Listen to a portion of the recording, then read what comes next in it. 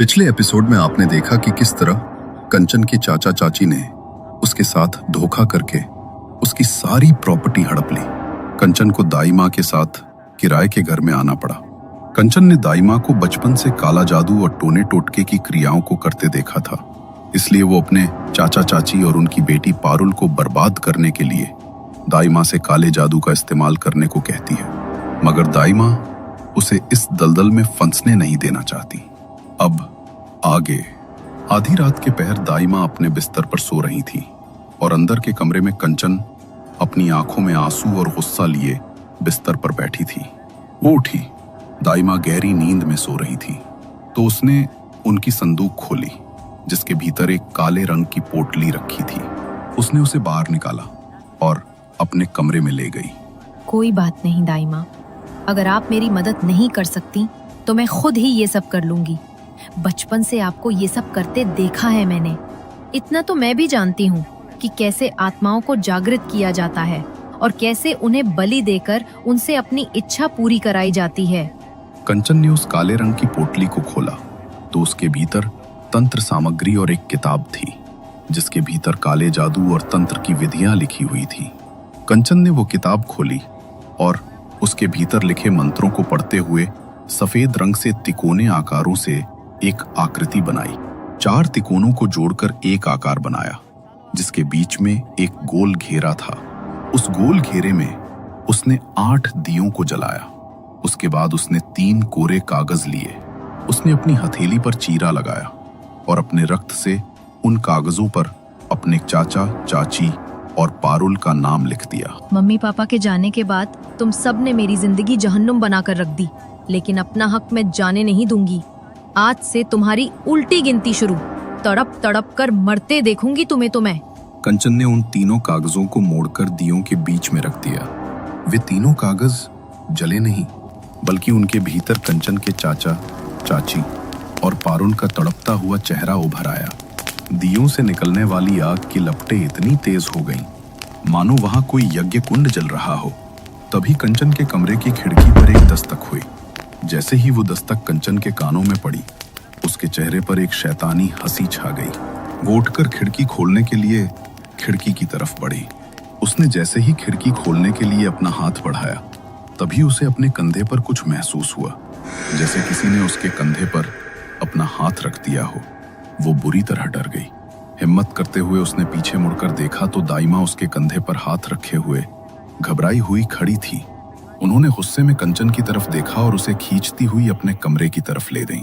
मैंने मना किया था ना तुझे ये सब करने से, उसके बाद भी तूने मेरी बात नहीं मानी। मत पड़ इन सब में बेटा, वरना मेरी तरह पछताएगी।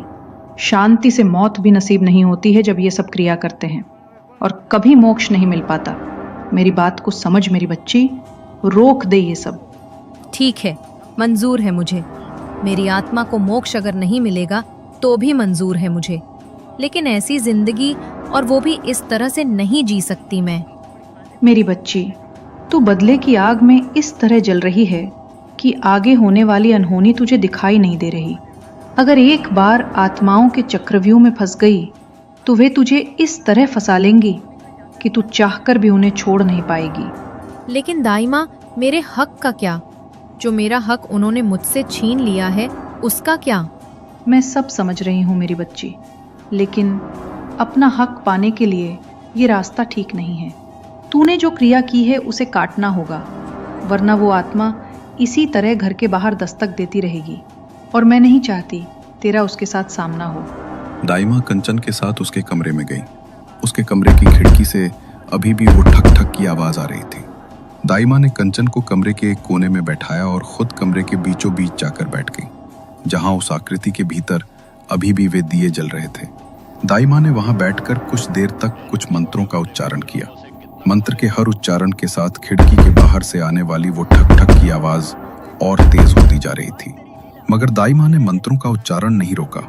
कुछ ही देर बाद एक एक करके वे दिए अपने आप बुझ गए और खिड़की के बाहर से आने वाली वो ठक ठक की आवाज भी तुरंत बंद हो गई। दाई माँ ने चैन की सांस ली और एक मिट्टी के बड़े से कसूरे के अंदर कपूर और लोबान का धुआं कर दिया। वो धुआं घर के हर कोने में फैल गया। दाई माँ ने उस मिट्टी के कसूरे को घर के कोने में रख दिया और कंचन के पास गई। आज तो तूने ये सब कर दिया, लेकिन आज के बाद ये सब करने के बारे में कभी सोचना भी मत। वो तो मैं सही समय पर आ गए और मुझे इन चीजों की काट का तरीका पता है। ये सब जितना आसान लगता है उतना है नहीं। अगर वो आत्मा तुझ पर हावी हो जाती और तुझे उसे काबू में करने का तरीका ना पता होता तो क्या करती तू? मार डालती वो तुझे। नहीं दाई माँ, अपनी कंचन को इतनी कच्ची खिलाड़ी मत समझो। बचपन से आपके साथ रहती आई हूँ मैं। किसी भी शक्ति को जागृत करने से पहले खुद की सुरक्षा कैसे की जाती है अच्छी तरह जानती हूँ, और किस शक्ति की काट क्या है ये भी बखूबी जानती हूँ मैं। मुझे अब सचमुच समझ नहीं आ रहा कि कैसे समझाऊं तुझे। तू बहुत बड़ी मुसीबत में फंसेगी और उस दिन तुझे बचाने के लिए शायद मैं भी यहाँ नहीं रहूंगी। अभी भी वक्त है बेटा, संभल जा, वरना कोई तुझे नहीं संभल पाएगा। दाई माँ ने वहां फैली सारी तंत्र सामग्री उठाई और उसे उसी काले रंग के झोले में डाल दिया। फिर वो झोला लेकर अपने कमरे में चली गईं। दरवाजा अंदर से बंद किया और झोले को अलमारी में ताला लगाकर छिपा दिया। अगले दिन जब दाई माँ सामान लेने बाहर गईं, तो कंचन ने पूरा घर टटोल डाला, मगर झोला कहीं नहीं मिला। मुझे पता है दाई माँ ने जानबूझकर छिपाया है, लेकिन मैं भी इतनी आसानी से हार नहीं मानूंगी। कंचन ने कमरे को अच्छी तरह ठीक किया ताकि दाई माँ को शक ना हो कि कंचन में उनके कमरे में वो काली पोटली ढूंढने की कोशिश की थी। कंचन ने पूरे दिन दाई माँ से इस बारे में कोई बात नहीं की, तो दाई माँ को लगा शायद कंचन उनकी बात समझ गई है। रात को कंचन दाई माँ के लिए चाय बनाकर लाई और उनके साथ बैठ गई। मैं आपके लिए चाय बनाकर लाई हूँ दाई माँ। आपकी बात समझ गई हूँ मैं कि मुझे ऐसा नहीं करना चाहिए।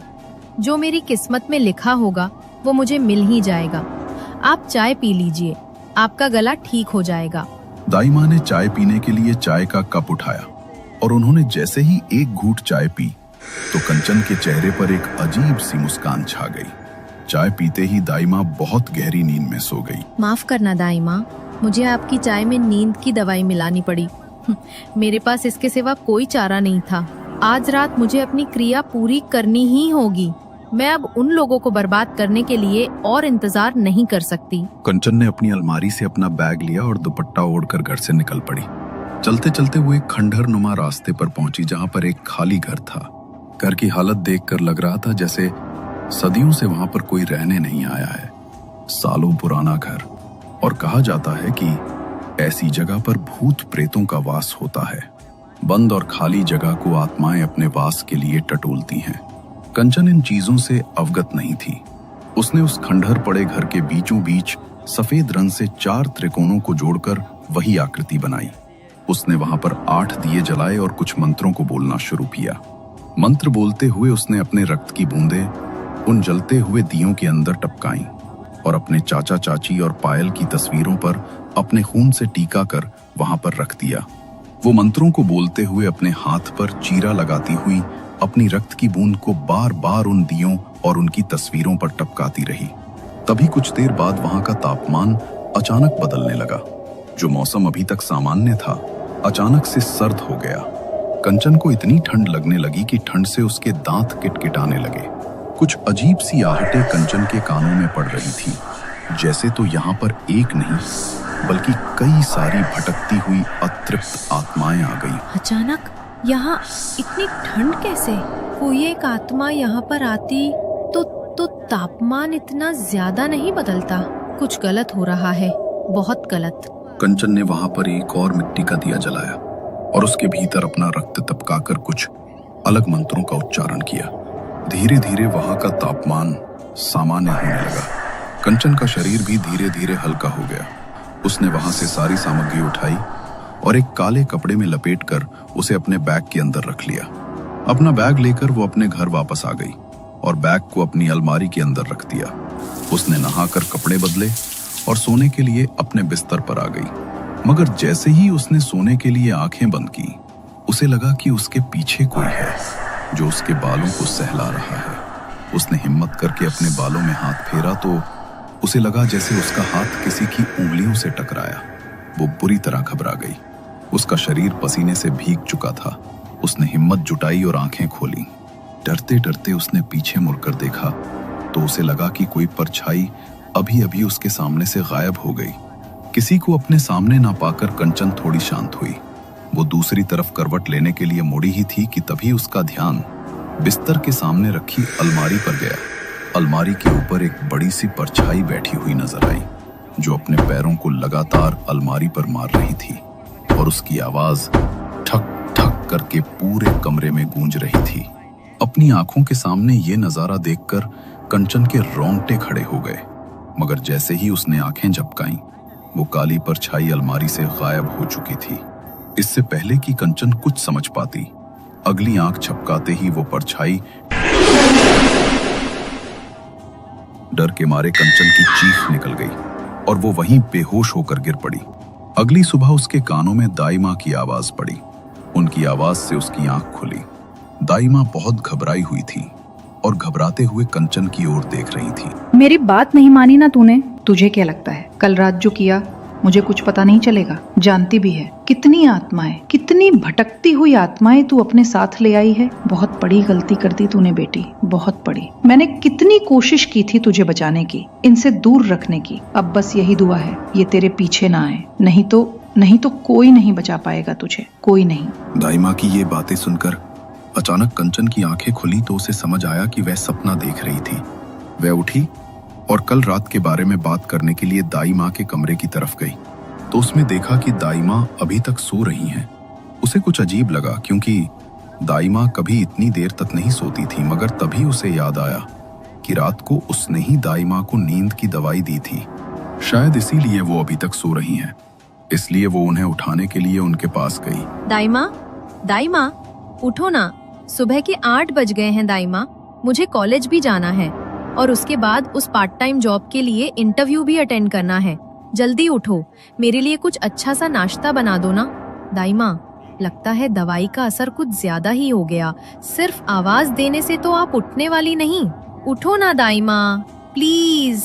कंचन ने दाई माँ को उठाने के लिए उन्हें सहलाया, मगर दाई माँ के भीतर कोई हलचल नहीं हो रही थी। तभी कंचन का ध्यान उनके चेहरे पर पड़ा, जो पूरी तरह काला पड़ चुका था और सांसें रुक चुकी थी। कंचन इस बात को बर्दाश्त नहीं कर पा रही थी कि दाई माँ अब इस दुनिया को छोड़कर जा चुकी है। कंचन ने अपना सिर पकड़ लिया और सिसकियां भरते हुए रोती हुई जमीन पर बैठ गई। तभी उसे वो सपना याद आया जिसमें उसे दाई माँ नजर आई थी। इसका मतलब वो सपना नहीं था। दाई माँ ने मुझे बचाने के लिए बहुत कोशिश की, मगर वो आत्माएं उन्हीं पर हावी हो गई होगी। मेरी वजह से दाई माँ की जान चली गई और वो पोटली, जरूर दाई माँ ने उसे छेड़ा होगा, वरना वो आत्मा उनके पास जाती ही नहीं। कंचन ने अपने कमरे में जाकर देखा तो वहां पर वो पोटली नहीं थी। कंचन का रो रो कर बुरा हाल हो चुका था। उसने हिम्मत जुटाते हुए पड़ोस के कुछ लोगों के साथ दाई माँ का अंतिम संस्कार किया। रात को वो घर पर अकेली थी और दाई माँ को याद करते हुए उनकी तस्वीर देखकर रो रही थी। तभी वहां पर उसके चाचा, चाची और पारुल आए। उन्हें वहां देखकर कंचन का खून खौल उठा। आप लोगों की हिम्मत भी कैसे हुई यहाँ आने की? यहाँ आने से पहले शर्म नहीं आई आप लोगों को? चले जाइए यहाँ से, वरना मेरी दाई माँ की आत्मा को मुक्ति भी नहीं मिलेगी। कहा था ना मैंने, मत आओ यहाँ पर। ये लड़की तो बचपन से ही ऐसी है, पहले अपने माँ बाप को खा दी और अब दाई माँ भी चल बसी।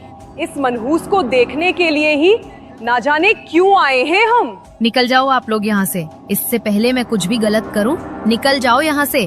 कंचन ने उन्हें बुरा भला कहकर वहां से निकाल दिया, मगर उसकी आंखों के आंसू रुकने का नाम नहीं ले रहे थे। उसकी आंखों में दाई माँ के खोने का दुख और उसके साथ साथ एक गुस्सा भी था, जो किसी को भी बर्बाद कर सकता था। मेरे पास खोने के लिए कुछ भी नहीं है, लेकिन इन लोगों के पास खोने के लिए सब कुछ है। तीनों को एक एक करके तड़पा तड़पा कर मारूंगी। क्या कंचन अपना बदला लेने में सफल होगी या फिर से कोई अनहोनी होगी? जानने के लिए देखिए अगला एपिसोड।